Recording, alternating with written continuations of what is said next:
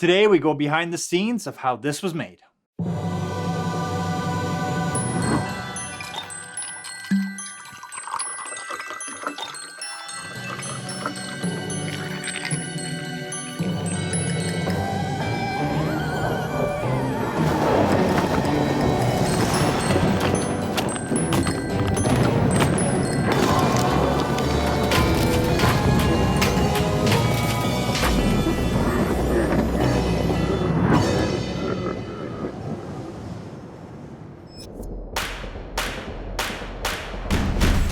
Hey guys, I'm Raphael and welcome to the channel where our goal is to always fix it in camera and then finesse it in post. And I always appreciate the early thumbs up because having fun at Halloween is awesome. And I'm excited because I don't usually get to talk about the projects that I work on because of perpetual NDAs.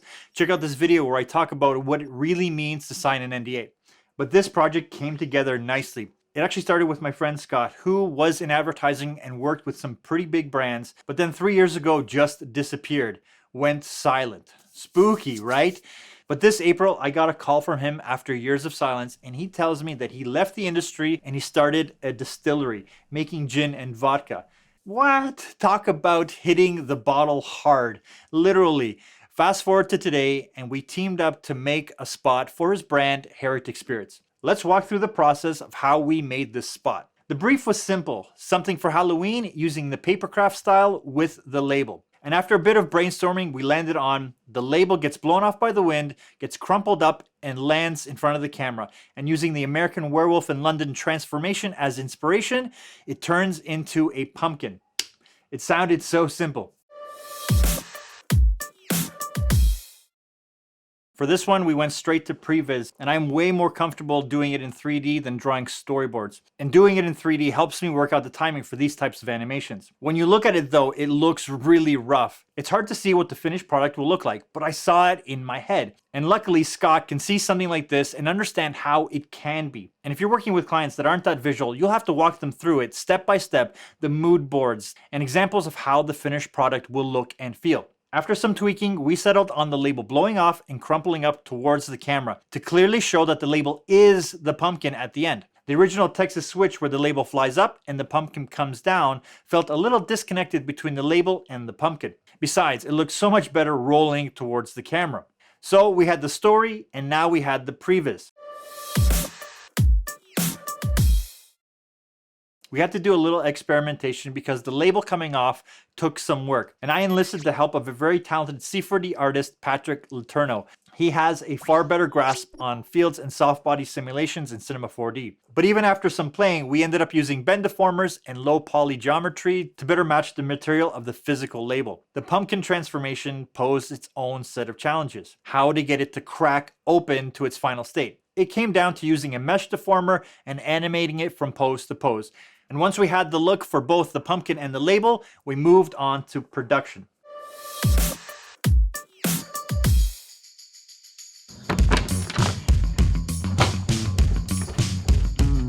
you are.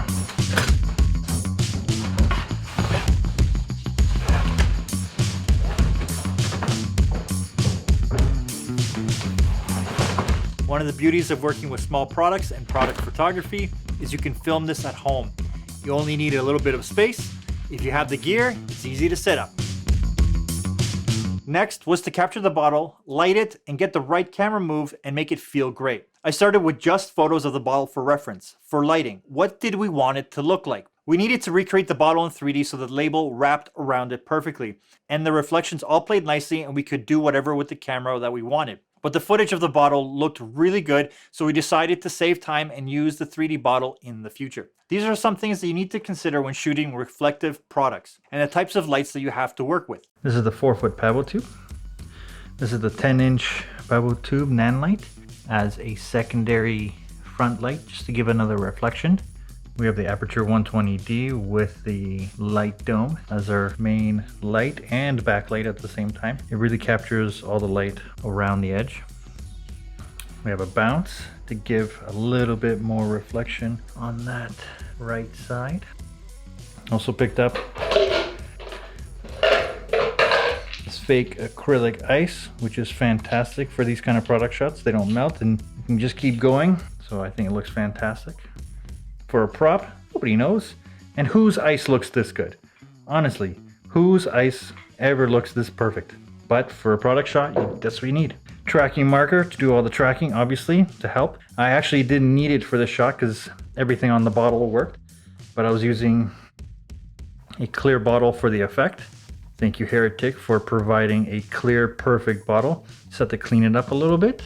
Definitely, when you're working with glass, make sure that you wipe down any fingerprints because those are really hard to get rid of in post. It's doable, but I don't recommend it.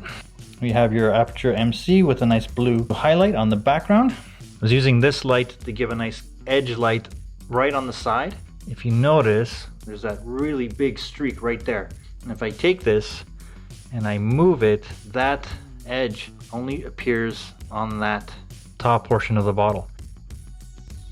You turn on your light, bam, and right now it's in the front. So I'm slowly starting to move it and just finding where it's giving me that nice rim light. And this one light, because of the shape of the bottle, I'm able to get the light wrapping around both sides. I didn't want too much of it up here because the 120D was giving me a lot of that. And I didn't want a full solid white line all the way around. That would be way too much. So looking through the lens, and once you find that spot, place it down. Then you can move on to your next light. So then turning on the 4-foot light, that gave me nice illumination overall here, but I felt like I was missing a little bit of the punch here. So that's where the other light came in. That gives those ice cubes and that label, that silver, a really nice pop right into the lens. And then really popped in on this side to give us a nice highlight on the label. And the last thing I'm going to add, reflector to fill out the other side, but without dominating the entire frame.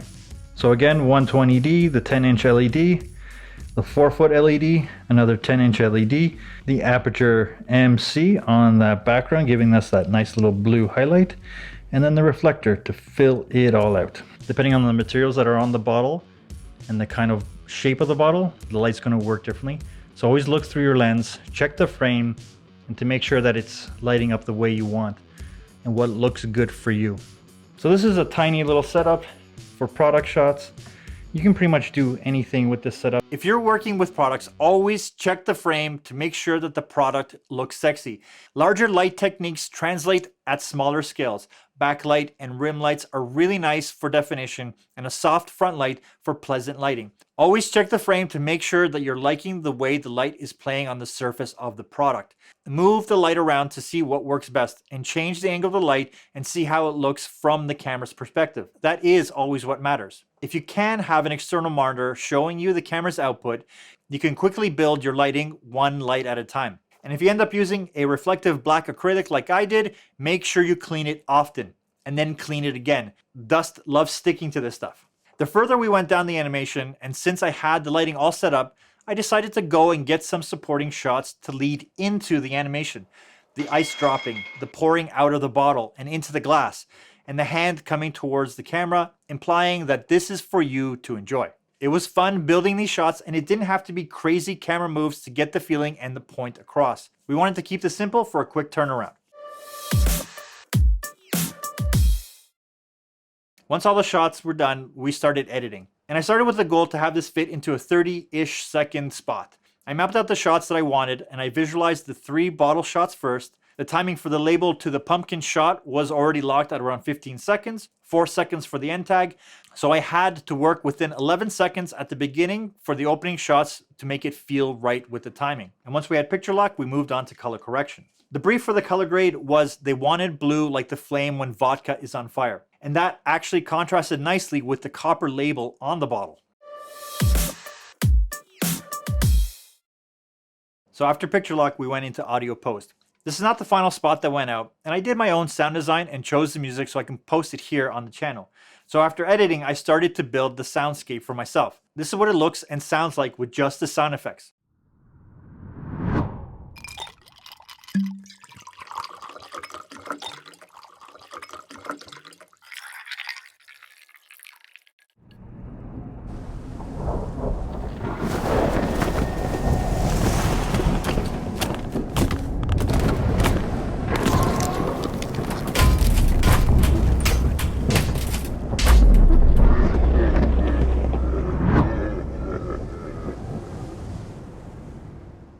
I got most of the sound effects from Artlist and a few from audio.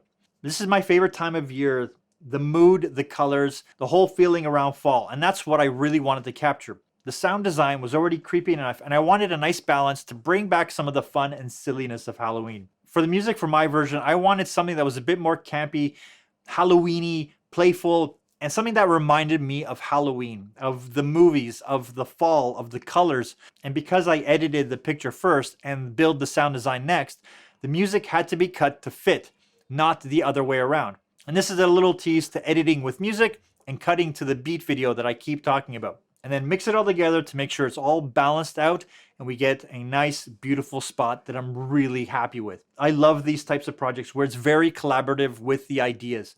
And we get all excited when things just feel right and are clicking. We had about 2 weeks to turn this around from start to finish once we got started. And I'm really happy how this turned out in the time and resources that we had.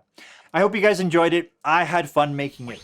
Let me know if you have any questions about the making of. Is there anything that you'd like me to do a deep dive on? Let me know your thoughts on that. Also, let me know which parts of Halloween you love the most. As always, thanks for watching. Give this video a big thumbs up. Subscribe. I'm Raphael. I'll talk to you soon. Bye for now.